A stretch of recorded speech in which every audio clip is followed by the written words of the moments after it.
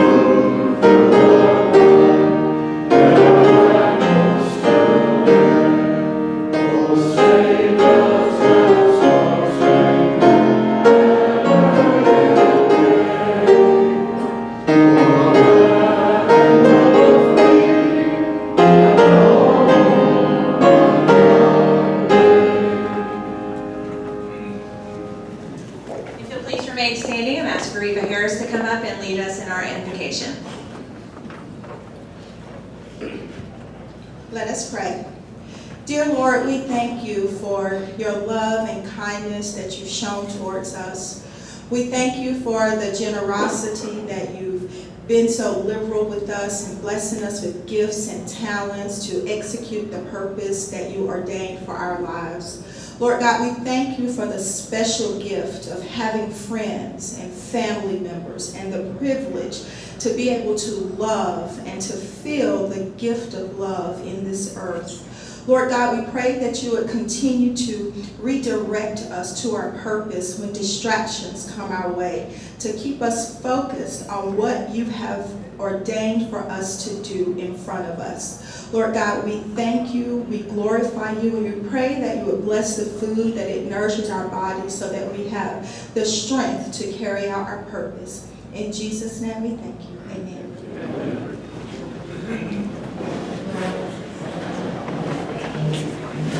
All right, thank you, Veriva.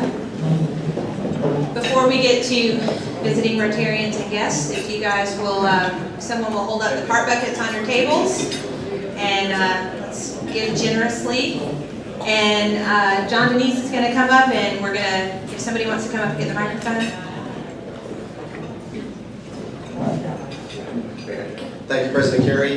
We actually don't have any visiting Rotarians here today, or at least ones that showed up on time. Jim Hudson's probably out there in the line anyway, but he doesn't really count as a visiting Rotarian since he's like honorary member of his club. He's got better attendance here than I do, I'm pretty certain. So if you have any guests, if you would please stand and introduce yourself and then your guests. One of our, let's see, who's got the microphone? Oh, Russ has the microphone. Hello. Hi, I'm Cynthia with Cutthroat Marketing, and I have a guest with me today, Ms. Jessica Takiak from Grand South Bank. They specialize in small business, so if you guys are interested, give her a call.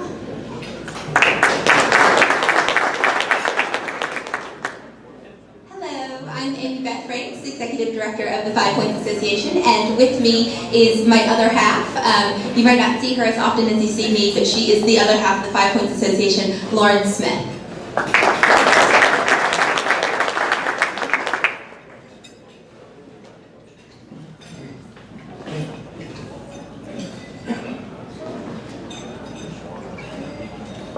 Hello, I'm David Anderson, and I'd like to introduce my guest, who is my better half, Maria Anderson, who is with me today.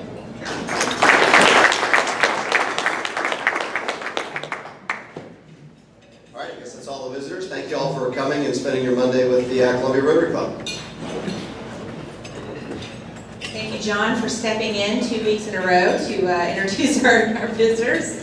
All right, we need to recap golf. You guys pay attention up here, all of our sponsors, all of our players. So thankful for everybody, but I'm going to ask Carl and Andy to come up and give you a little more in-depth information about it.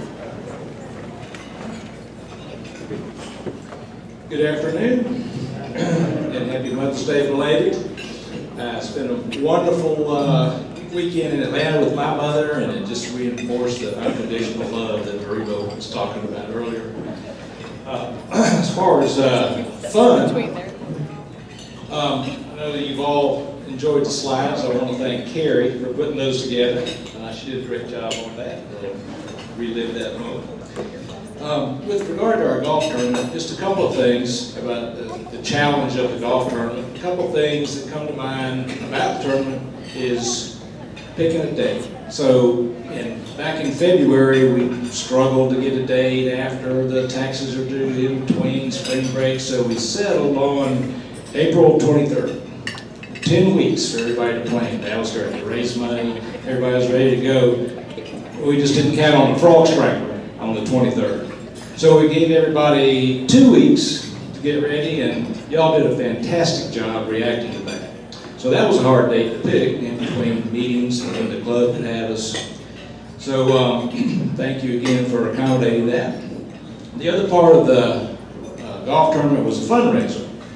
And the players themselves actually support the day of the event, the lunch, the golf fees, and all that. Really where the money comes from is the sponsorship. So our club is somewhat limited. We have a little small barrel to shoot our fish in. This is the, where we reach out. It depends on the enthusiasm of the club. It depends on what everybody wants to do. It's not like an open tournament to the city, like the chamber, or like the Palmetto Health.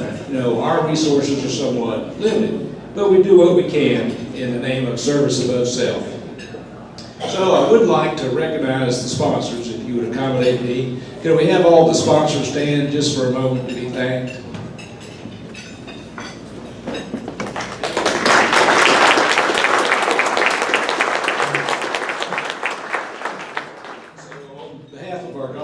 Which is Tom Gannon, Bob Diggle, Jerry Smith, John Bacus, and Andy. We want to extend our thanks to all the players. If we could just have the players stand up for just a moment, we could recognize you, please.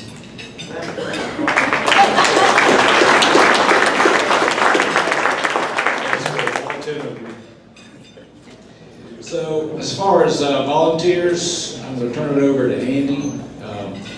Andy accepted the task of being a volunteer coordinator this year without having any idea what he was getting into. So I think he did a yeoman's job, and I appreciate Andy so much for doing that. Carl, thank you for having trusted me to do the volunteers and also to drive the hole-in-one car, which was probably more nerve-wracking than anything else I had to do. Worrying about a $30,000 car on a golf course. What I wanted to do, first of all, was to thank all the volunteers. The main thing was, I think, how well everyone communicated with me, especially with the change of the date. Not everybody could switch over, and at least I knew who couldn't make it and who could make it, and that helped a great deal. So I wanted to appreciate everyone's really good communication with me during, obviously, the switch-up that we had to go through.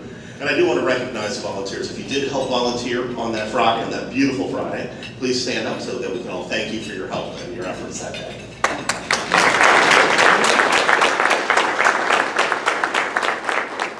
And again, thank you for helping.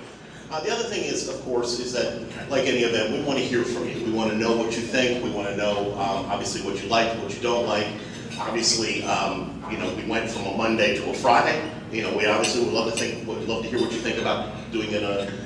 Should we do it on a Monday? Should we do it towards the weekend like we did? Any other thoughts? Good, bad, and different. We want to hear from you. There also will be an email, I understand, from President Kerry as well, asking for your comments. So the only way we can improve the tournament and do things a little better is to hear from you. I promise we have thick skin. Lord knows if you saw me play golf, you know that I have to have a pretty thick skin. I was, by the way, the worst golfer, so thank you very much. And I do need those lessons. So again, thank you for everyone who was involved in the tournament, the sponsors, the volunteers, the players, and even if you were just with us spiritually, and certainly I could use help on my game. So very well, thank you very much, everyone.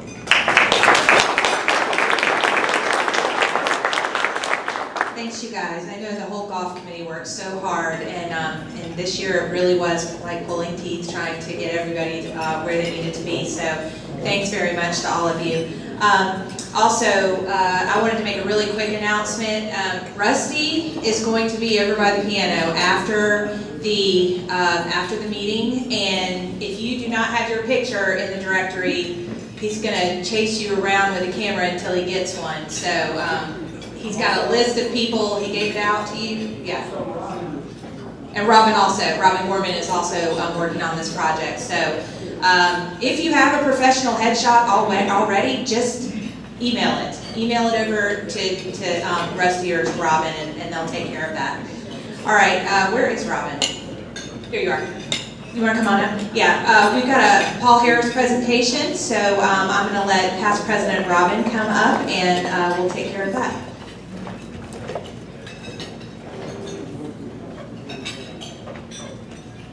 Thank you, President Carey. This is always an honor to award Paul Harris, whether it's for the first time or all the way. We have some who are multiple, meaning years, 10, 12 years. I think by that time they run out of stones, I'm not sure. But we do have some in here who are at that level. One thing I want to say about Paul Harris to each and every one of you, and to myself as well, it's $100 a year that we can be a club of 100%, and that is an expectation by Rotary, by district, and by international.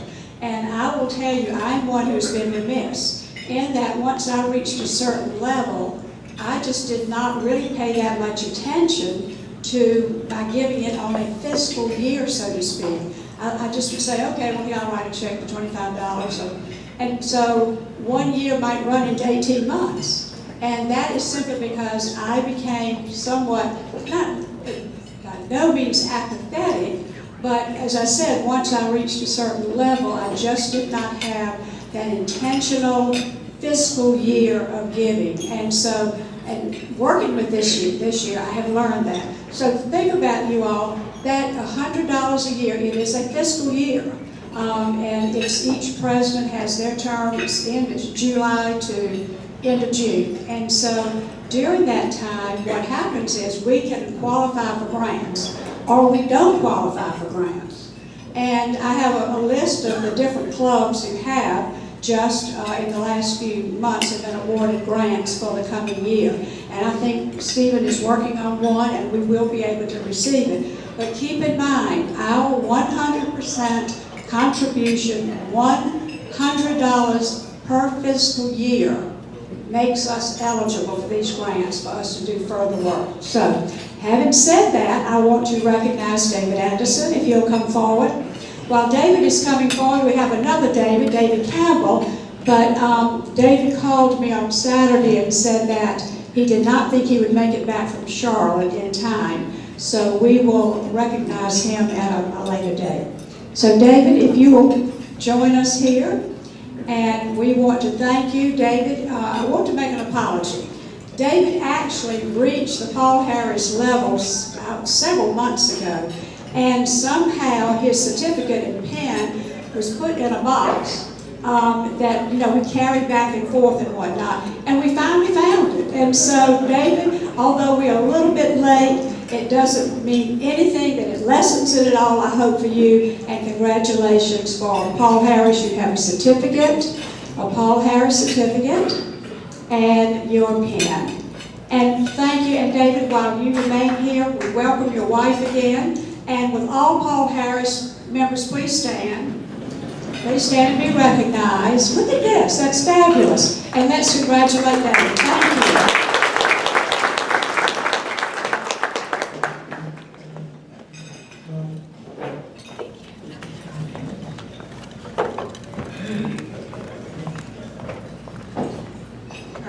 Good job, everybody. Hal Stevenson, if you want to come up, we're going to go ahead with health and happiness, which is always fun hearing from you.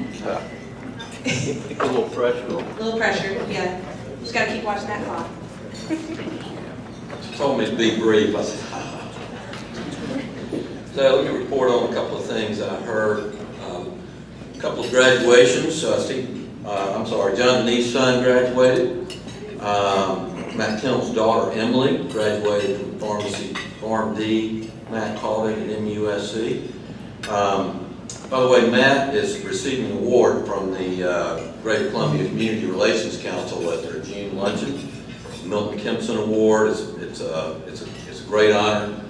Probably be back up here, someone will, inviting y'all to that luncheon in June. Hope y'all can do it. Henry Baskin, I remember, was former director of that, so if you can put that on your calendar, I think it's like June 25th. So anyway, we'll get more information about that.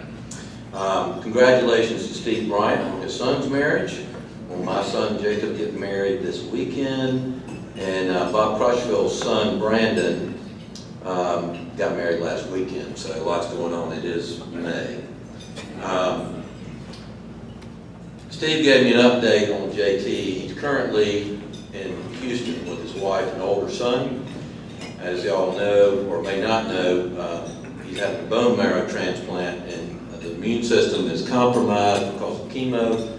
He'll be there 3 to 5 months. I think he had to fly out on a plane by himself so he wouldn't be around germs. And he communicated through Steve that he wants, or he is very appreciative of our prayers, our thoughts, and it really means a lot to him, just so you know that.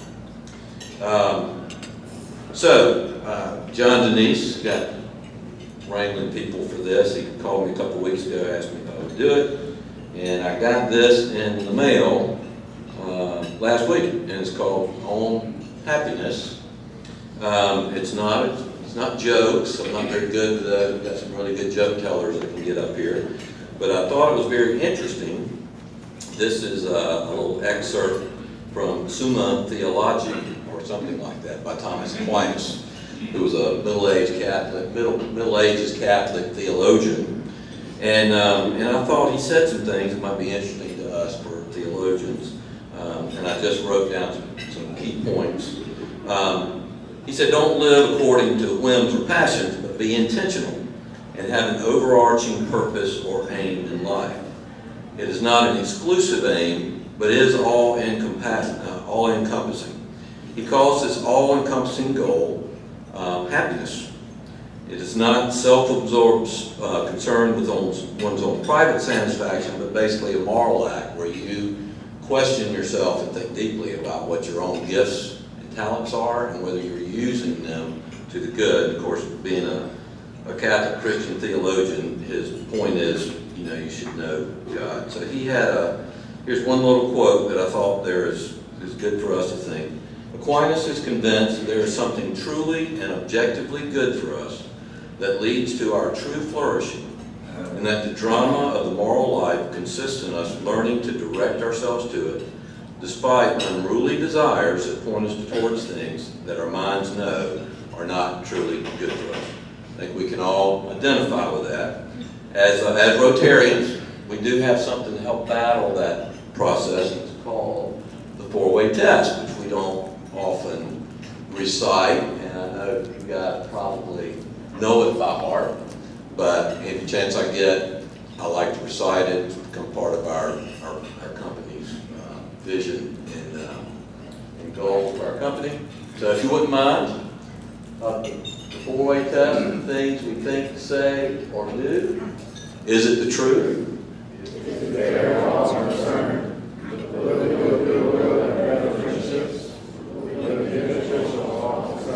Excellent. Thank you all. I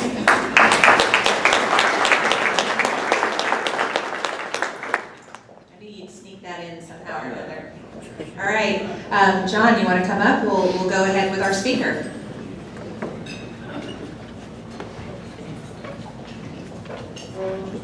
Thank you, President Carey. So when I moved back to South Carolina, I graduated from USC, and then I went back up to the DC area where I was from originally. And I moved down here after being in the IT business up there for about a decade, always trying to get back down here. In fact, John Asman's back there laughing. When I came back down, I'd sold my IT company and I started a brewery. So all the real old timers remember me as the beer guy, but before that I was an IT guy. But I was an IT guy from Northern Virginia, and then John Asman pulled me back into the IT world when I got back down here. But in Northern Virginia, they became very intentional about economic development and trying to attract IT talent. And literally almost overnight, they created this thing called the Dulles Technology Corridor by giving some incentives to some IT companies. And they weren't writing anybody checks, they just created an environment that was very friendly for IT and knowledge economy workers. So when I got back down to South Carolina, it was a passion of mine when I saw the resources that we had here and the potential that we had here, and I thought, you know, South Carolina has such intrinsic advantages that Northern Virginia and New York and Michigan and all the other places you see advertising on the Golf Channel all the time about how great they are for business. I thought, you know, Columbia, South Carolina can just crush all of those places if we can just focus on it and try to create knowledge economy jobs.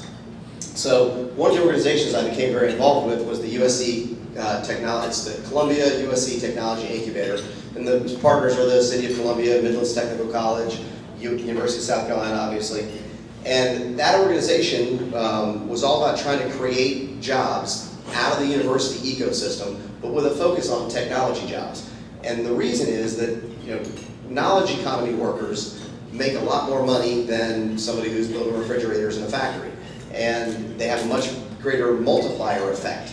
And those are the types of jobs and the types of people we really should be working on, A, keeping in town when they start from here, and B, attracting to the Columbia area.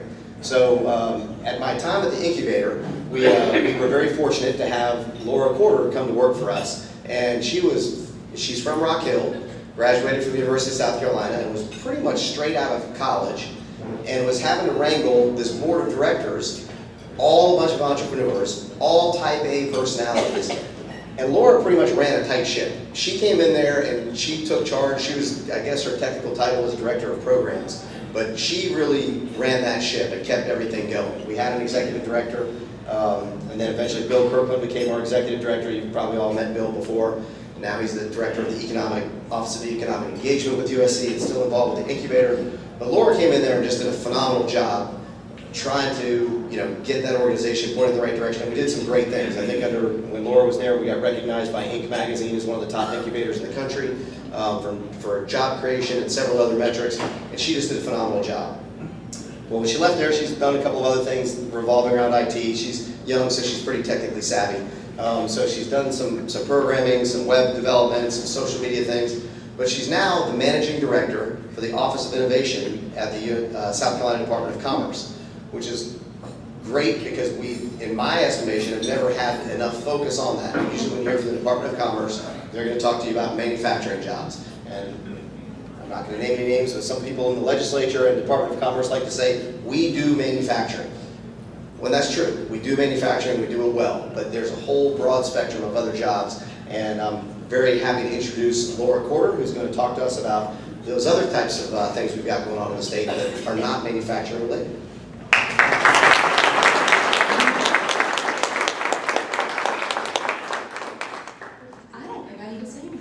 I think John kind of summed it up for me. Thank you all for having me here today. I'm actually going to come down at your level. I'm a little more conversational, not quite so formal, but I'm excited to share with you what I actually do for the state. So as John shared, I am with the South Carolina Department of Commerce, and I oversee what we call our Office of Innovation. And before I jump into even what I do, this is not a rhetorical question, I actually want you to shout out at me. What is innovation? What is innovation? What comes to mind? Let's just start with a word. What comes to mind? Technology? New? Creativity? What else? Anything else? Entrepreneurs? Okay. This is the word that usually comes to mind for me. I heard new and technology, but usually all of that means some kind of disruption. That could be something as simple as you now have a new office process, or it could be the new next big software of some kind. But regardless, you're now implementing a new process or idea that is going to cause some kind of disruption, good or bad. So that's why I kind of brings you to this overall wrap that I love to really show and actually showcase innovation as an ongoing process. Somebody shouted out the idea, or the word ideas earlier, so really you could start anywhere on this wheel, but I'm going to start there. Usually somebody has some kind of novel idea. It could be a workforce, it could be something from the workforce, it could be a student, it could be your kid sitting there on the floor playing with something. Somebody has an idea, something sparks an interest. And from that, you're going to go through some kind of what we might call R&D, research and development kind of process. You're going to start doing research. You're going to start doing some kind of discovery to see, will this actually work? Is there market viability for this? Would my customer actually, would this actually help my customer? So viability of it. Hopefully you discover that this might actually work. There's something here to this. That's where enterprise starts entering into. And this could be existing industry like a Boeing, or it could be that next entrepreneur that's going to be Steve Jobs. And with that, you're hopefully going to be either raising capital or you're introducing a new product and service into your existing business. And so with that, you have growth. You now have to have jobs. You have capital coming into your new process, your new disruption. And so with that, we come full circle back to your workforce, where a lot of these ideas generate from the beginning. Sounds simple, right? Ongoing, pretty easy. All these little dots represent a lot of you in this room, actually. And that can help make this easy or hard. There's a lot of hurdles and roadblocks that keep something like that process I just described from happening. So I'm going to kind of walk you through, actually they're all Midlands based, but I have a whole backload of stories that represent the whole state. But since we are here in the Midlands, I'm going to pick 3 different stories that represent different areas on that spectrum that I've just talked about.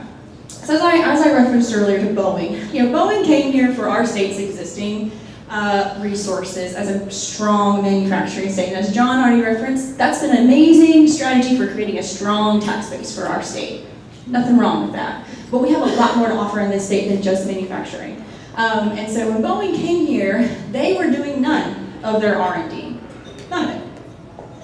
But now, because of mainly of expertise within USC and actually access to research infrastructure, they are now in almost 30 active projects with USC. And why does that matter?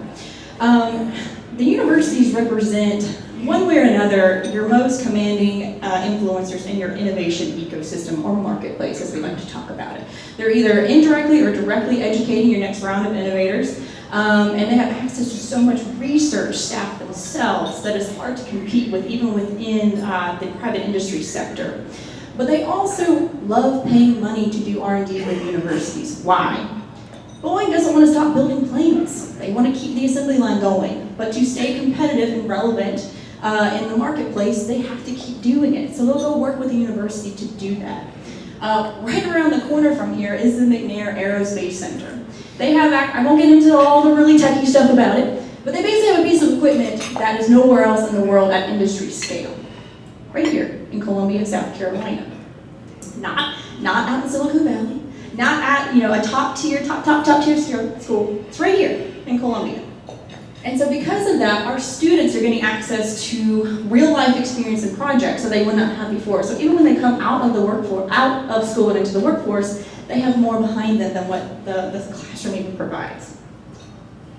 Now we have jobs. Okay, so we've all heard of this company, T-Cube Solutions. They've gotten a lot of press. In fact, I remember showing them the first 2 offices. And in fact, had to move mine, 5 to 10 times while I was still at the incubator because they were growing so fast. Wonderful success story because of not only the number of jobs, but the amount of capital that they raised. But to me, that's actually not what makes this company special. What we love to talk about, especially with companies like this, is the end result, but not so much how they got there to begin with. So Sam Magookin and his wife there, Sandy, Sam came out of industry. He was with Duck Creek, and he saw a niche in the marketplace. He took this idea to his employer. They wanted nothing to do with it. So he said, you know what, I believe enough in this, I'm going to spin out. And so he did, where he landed at the technology incubator and he got resources that he needed, especially during his critical growth phases. He needed a lot of employees really fast. And that sounds like a good thing, but it's not when you're trying to onboard that many people at once. So what did we do? Because most companies like this, yes, they need a lot of people, but they don't always have the amount of capital they need to hire those people right off the bat. So I went to USC and several other surrounding schools and helped set up a very special internship program where they were receiving class credits and also working for him at the same time. Now what that really did, not only was those students getting good paid, real life experiences, most of them, about 80% of them were hired coming out of school. So it was a retention tool here in the city. So with his ongoing growth, this is where more classic economic comes in, they're now landed at Bull Street. They kept maintaining an affiliation with the incubator, but they were actually just too big. At that point, I had transitioned out of the incubator. but they were taking up about 2.5 floors. You can actually probably speak to this more, Pete, than I can. And were quite large. They were no longer considered a startup. They were big enough to now move on, and are now located in the Bull Street development. With their ongoing success, they then attracted Capgemini and were bought out through Capgemini, I believe earlier or late last year. So really, like I said, if you Google them, most of what you see is the amount of jobs and capital. But I hope you see that actually this city, the Midlands, supported that and how they were able to do it here in the city. This last one. How many of you have heard of SpeedTree? Anybody heard of it? Well, you don't count. Anybody else? Okay. This company received a decent amount of press a few years back, and I'm going to tell you how I found this company. So this is early on in my years at the technology incubator. I was looking at creating a mentor base for our community of companies there. We really didn't have a huge backlog of people like John and even Pete, kind of just readily available to just answer simple questions to our companies we had there. And so I had gone down in our basement, which for those who have been in that building, the basement's not a great place to be. But I went down in the basement and just found a random selection of boxes that were dusty, dirty. I was pretty much convinced they were slated to just be tossed out. But decided to open it kind of randomly. And I see a file on it named SpeedTree. I was like, that's interesting. It sounds techie, right? Let's see what this is. So I open it up, and I see that they have created some kind of software. I don't really quite understand it, but I'm intrigued, and that they're actually located out in Lexington. So I do a cold call, introduce myself, and they welcome me to come out to their offices there. I said, great, get in my car, this is all the same day. Get in my car, drive out there, and I'm kind of in the middle of nowhere. I'm at an isolated location of a bank, and I was like, I pick up my phone again, I'm like, am I in the right place? They're like, yeah, we're upstairs on top of the bank. So I go upstairs, and who's seen Silicon Valley? Anybody? Yeah? Okay. It's kind of like that. It was definitely kind of your typical nerd herd of guys up there with all kinds of cool paraphernalia all over the place. But anyways, they start walking me through their technology. Who's seen the movie Avatar? Okay, bigger hands. Good. You've seen their technology, you just didn't know it. That was their first big movie break. But what this company does is they travel the world and do specialized videography and photography work of the way plants and foliage move in movies and video games. Video games is where they actually got their big start. But now, as they continue to build out, it's now kind of updating these libraries, and they license it to big movie houses. And so what they would even say, a lot of times they go see a movie, and they don't even know, they recognize their technology in it, but they didn't know it was even going to be in the movie. So again, this is a company that the two founders met while doing grad school here at USC. Had this kind of, again, very niche, specialized idea. We're also in the incubator in its very early days. Formed their company called SpeedTree. They were ready to leave there. This is where Lexington County actually came in and helped them find their very secluded space that they were in, because it was affordable. That was the thing. They needed an affordable space. And that eventually has led to their Oscar. We have an Emmy award-winning company out in the middle of Lexington. About 10-man operation, again, John alluded to. A lot of these companies don't need a lot of people. And as they would even say, they're both originally from the Midlands. We could be out in Hollywood, but we wanted to stay here. And so again, the Midlands has the talent, it has the resources to create the environments for these companies like this. It's now collectively, all of us in this room, to recognize that they're here and celebrate them. Don't make them feel like the outcast, that they're, just because they're not in traditional business necessarily. So yes, we have an Emmy award-winning company right here in the Midlands. So that brings me back to this. And so I hope you see with at least just those three stories, and like I said earlier, I have tons of these, from MUSC, Clemson, the upstate in general, I mean, even Myrtle Beach, everywhere I go, I have probably about 50 to 75 of these, and I am constantly finding more of them every day. So that kind of brings me to, what do I actually do? Well, my job is more about how do I make and enable that wheel on an ongoing basis, no matter who you are, because innovators are not just tech. Innovation does not equal tech. I like that we today kind of marry those two together, but to be quite honest, how do you even define tech? It's an even better question, but we won't go there right now. My office is all about creating statewide resources to make that process easier for everybody involved. So I'm going to introduce one of my active projects right now. Across the screen here, you see some pretty wide depth of things here. Smartphones, wind turbines, the internet. What do you think all of these have in common? Anything? I mean, obviously there is, otherwise I wouldn't be asking the question, but I'm sorry, repeat that? They're all a form of innovation, yes. Emerging, I think that's what I just heard, correct? They have all received funds from the federal government in their early stages of development. They all received something called what's called an SBIR, Small Business Innovation Research Grant. So in simple terms, how these work, this was a program that started back in the 80s. 11 federal agencies are mandated to set aside part of their budgets for the direct investment into small business. And so these agencies will put out RFPs for small business to apply for and get these funds for their startup. Hopefully you can sort of read that. The screen's a little off kilter. Try reading that for me really quick. And somebody shout out to me when they're done who they think this is. This is a real RFP, beginning of an RFP. Google. It is Google. So something as ginormous as Google got their start out of federal funds. So why do companies go after these? So as I said earlier, 11 federal agencies are mandated to set aside, and it's a collective $2.5 billion. And this is growing. We project this to be over about 3.5 in the next 3 to 5 years because this works. This is meeting the needs of federal government and these agencies without having to rely on big existing industry or trying to do it internally. They're making these investments into small businesses that are much more nimble and flexible in how they operate. The other reason why these are popular for small businesses to go after is it's equity free. They don't give up anything. It's a grant. So you still maintain all of your company. And the other big piece of it, actually probably the more important piece of it, just like any other capital, these create validation. So if they do need to go, especially like a lot of your life science companies, like somebody that's developing a flu vaccine, needs millions and millions before it ever goes into the marketplace. And thank goodness it has to go through that kind of rigorous testing to do it. That costs money.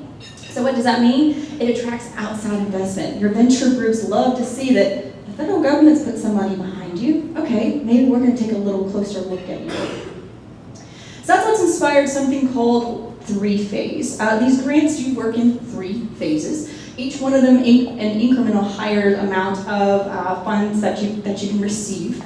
Oh, did I do something? Okay, there we go. And so as my office was kind of looking at how can we best, again, enable innovation across the state, we pulled some data. And this was a huge area of growth within our state, how many of these awards we were bringing into our community here. So we wanted to add more fuel to that fire. And so we really wanted to take a look at why aren't we seeing higher activity with these kinds of grants? Well, it's grants. Let's just say this. It's a lot of work for free money, as it should be. It's a grant.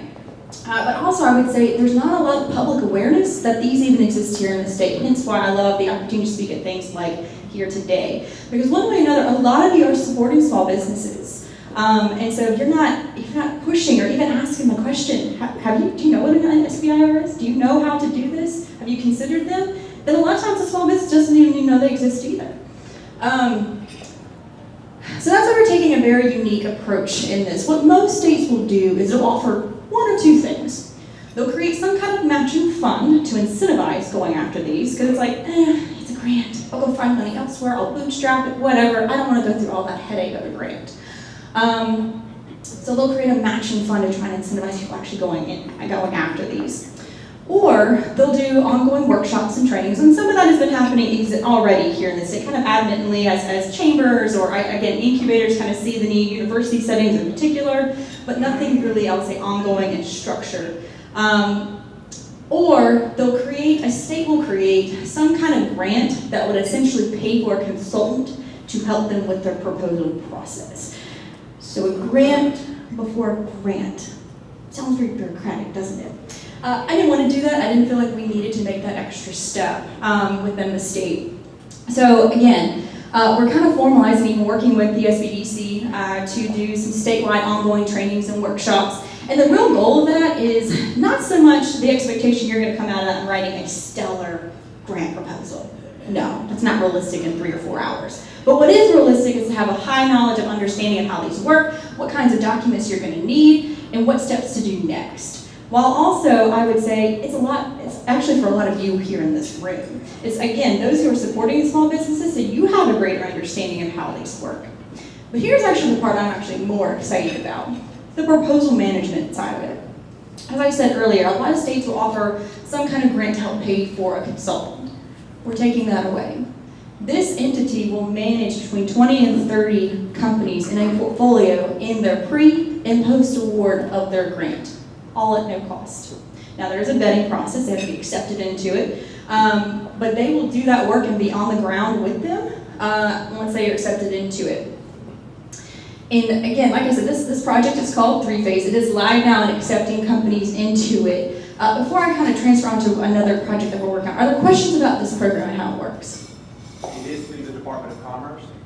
So this is a spin out from my office. You can definitely email me directly and I can point you in their direction. I am more or less the ongoing advocate and face of it, but we have an entire team that is in actually doing the consulting work. Now, what I do want to emphasize, one thing, last point, as I said before, these are done in 3 phases. And once you're kind of in the club, you become a higher candidate and better candidate for ongoing funds. But again, you have to manage that grant appropriately to even continue to be qualified for this. And we're talking about millions of dollars here of funding. So the fact that this group is going to stay on with the company and help them manage it post-award is almost more critical than the pre-award itself. There's more at stake once they're in the club in terms of funding opportunity. So again, there's a whole team of consultants that I'm helping just push throughout the state here. Other questions? Cool. Okay. So the thing that's come to my strong awareness as I have been traveling the city as much as I have is how many of you knew about those 3 stories that I talked about earlier? Again, you don't count, and it's neither do you. But okay, but again, 3/4 of this room had no idea that those 3 very basic things were happening here. We had a huge awareness problem here in the state in regards to this kind of activity taking place. And so that is what has inspired this next project to create a true online marketplace of resources for our innovators. And again, that does not mean just your technology, your techies, your coders, all of that. The flu vaccine, for example. Do you think that, yes, they're just nerds in a different way, but they're obviously not coders. They have a whole different kind of skill set. So think of your innovators on a much broader scale than just those people sitting behind a computer, because I can guarantee you there's a lot more than just that. So creating a marketplace that showcases everything that we have. That's what's inspired what is currently a site that's up called the Innovation Hub. This will be rebranded. We're in a process right now developing out this entire site. But really what this is going to be is the digital home for that ongoing storytelling, like I just did here with you this afternoon, but multiplied. Not only from a startup standpoint, but the ongoing research, our venture groups, all of that kind of stuff that's happening, an ongoing drumbeat to really celebrate what we're already doing. Before we go fix or change or disrupt anything that's going on, let's just take a pause to really sell and celebrate what we're doing right now in the state. But also be a directory of resources so that people can start doing that dot connecting themselves. Let's celebrate and actually utilize the size of our state to our advantage. That you can be just about anywhere within 3 hours. There's a lot of states you can't do that. Use that to our advantage. And we have resources that are within driving distance of each other that you don't have to just look what's inside your own fences here. So we're starting off with 5 main categories, and we intend to expand upon this. This is where I actually have some call to action for all of you in this room. Share this information, because we're in a data collection process right now. And when I say a directory, I really don't mean here's contact information and a phone number, very dry, stale, yellow pages kind of thing. No, this is more like profile type, so that people can even see. We have incubators and accelerator programs all over the state, but they have different areas of specialty, because every community is a little different. And that usually a lot of times has to deal with your mentor bases that are there.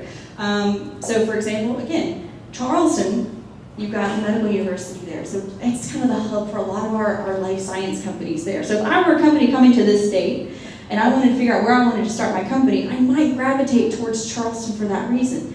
doesn't mean that you couldn't do it here in Columbia. It's just different communities and different strengths that each one has. So we want to help people navigate our entire state of what we have to offer. So again, all the startup programs, all of the innovation and research centers themselves, what they actually do, what they focus on, that's more for big industry. Like I told the story about Boeing before. We have more of those within Clemson and USC and all the other colleges throughout the state as well. Our investor groups, all of our co-working spaces, and then again, all of our research, publicly available research infrastructure, so that even if you're a small scale company, you can see that maybe I can go collaborate with that professor and use this with his students. So these are our 5 areas we're focusing on. We do plan to expand upon them. But what's really unique about this is we can't find another state that has quite this same functionality of what we're looking to do. To be a true advocate, visual advocate, an ongoing storytelling platform, to be a one-stop shop of all of the resources that you can connect throughout the state, and with the last piece of it being very clear calls to action of, do you want to be a mentor? Do you want to be an investor? Do you want to participate in the innovation marketplace within the state? Here's how you can get plugged into it. So that is the link to the website. You can go to it right now. Like I said, it's a temporary site that's up for that. Just kind of introduces this new concept while also linking out to the data forms that I was talking about before. So feel free to circulate this with anyone you know. Those are the 2 biggest projects I have going on right now. Now there's also always 3 to 5 that are continually going on within the office. But that's also what I want to point out what's a little unique about my office within state government. We are never structured so rigid that we cannot be nimble in how we operate. As I even told my teammates, if we're too bogged down in project management and not always looking for what's next, then we're not doing our jobs right. We're in constant discovery of our own. We use that wheel ourselves that I pointed to earlier to say, what else can this state be doing? So with that, I open up to any questions about innovation, about the state, about the project. Oh, I got one over here. Currently doing anything to interact with tourism development in our state, which is a big industry. Do you have any? So the question was, are we doing anything directly with tourism industry? I would say yes and no.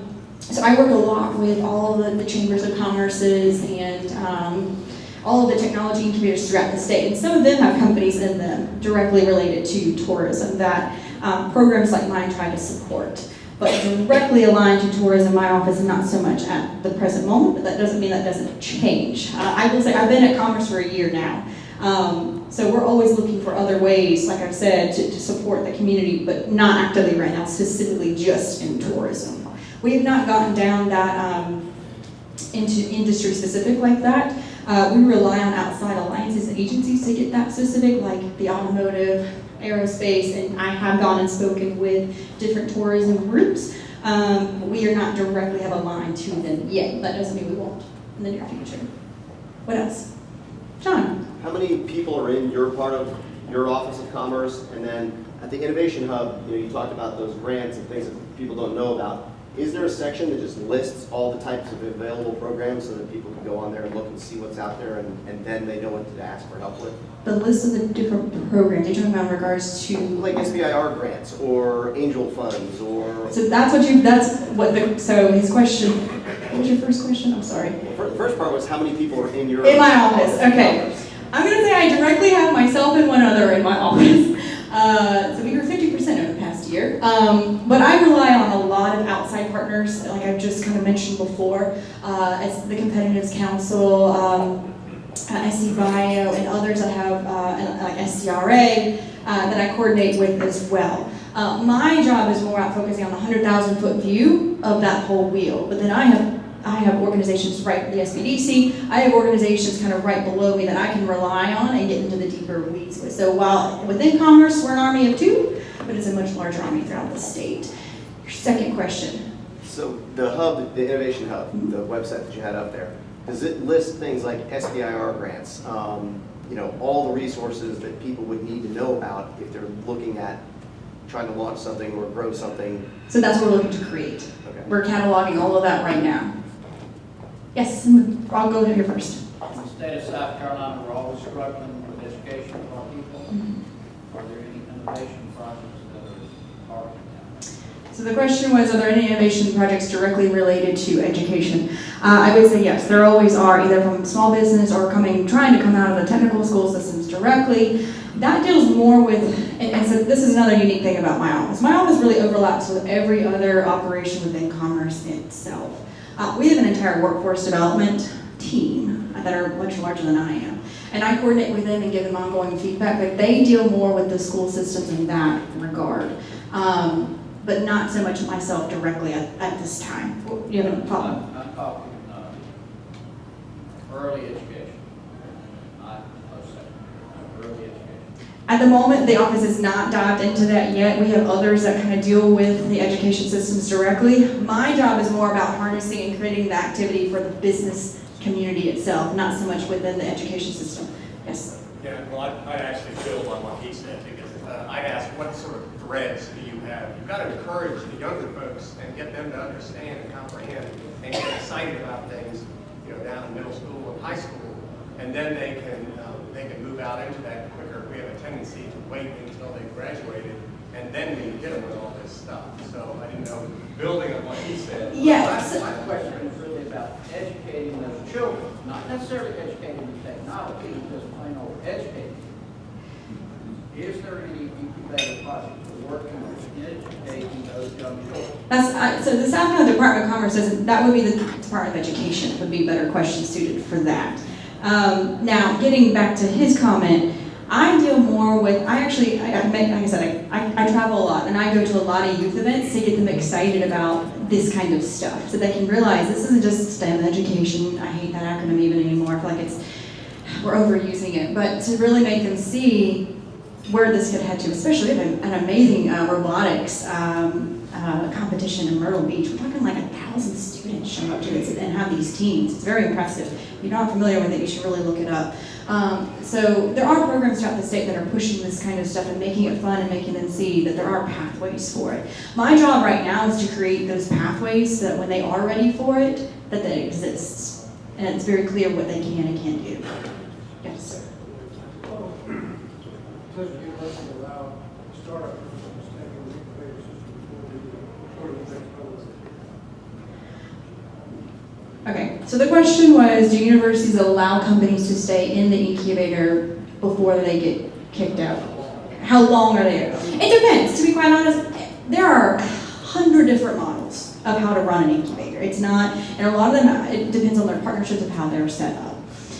The one here is a much more of a traditional public-private incubator process where the expectation is that you're going to be out and sustainable, which can mean very different depending on the company, within about 3 years. If it's taking you longer than that, then why? We try to dig in deeper as to why you're having these growth struggles.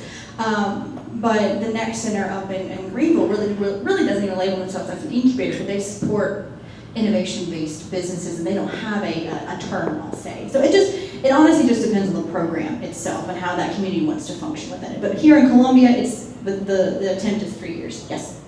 Is there an innovation fund at the Department of Commerce? Is there an innovation fund? What do you mean by that? Is there a statewide fund? So my office does receive some funds from the State House for the execution of what's called the innovation plan. You can go read it online, but that's what's helped pay for projects like what I've already described the two here. But it does not make, what I've also done, I manage a grant series we actually have a coding academy we're working with. So I'll say yes and no. What it doesn't do, I cannot make investments into companies, if that's what you meant by a fund. What else? Yeah. What do you think are the two key barriers to innovation in South Carolina? I think two biggest barriers are people and culture, to be quite honest.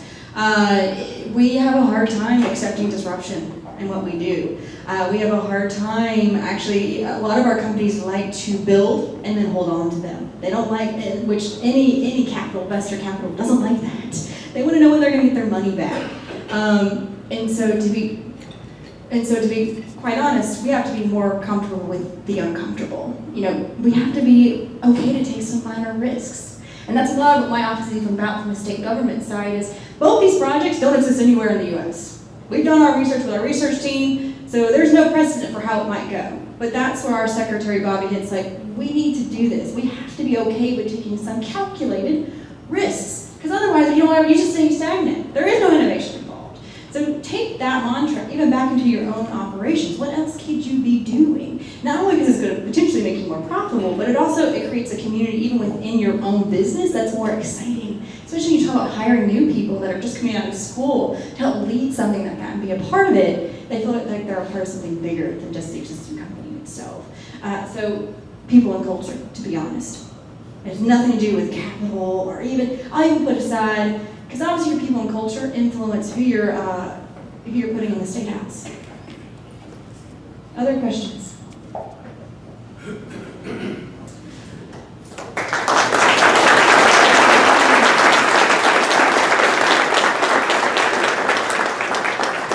Thank you. So I'm going to just close out with, so I asked you earlier how to define innovation. And so that was one of the first tasks I did within my office, was how do we want to talk about this? And I'm thankful to have a wonderful council that surrounds my office. Again, bigger army than just our two that are within commerce. And this is what they came up with: the relentless pursuit of transformational ideas. And I now challenge you to take all of that back with you after today. Thank you. Thank you, Laura. Appreciate you. You guys are doing really good work over there, and it was interesting to hear more about that other side. I agree with you. Most of the time we hear about manufacturing, so it was nice to see that we have some of these smart folks in our state. Stephen Creech is not here today, so next week we have Attorney General Alan Wilson, and then we won't meet on the 28th because of Memorial Day. So we'll go ahead and end with song.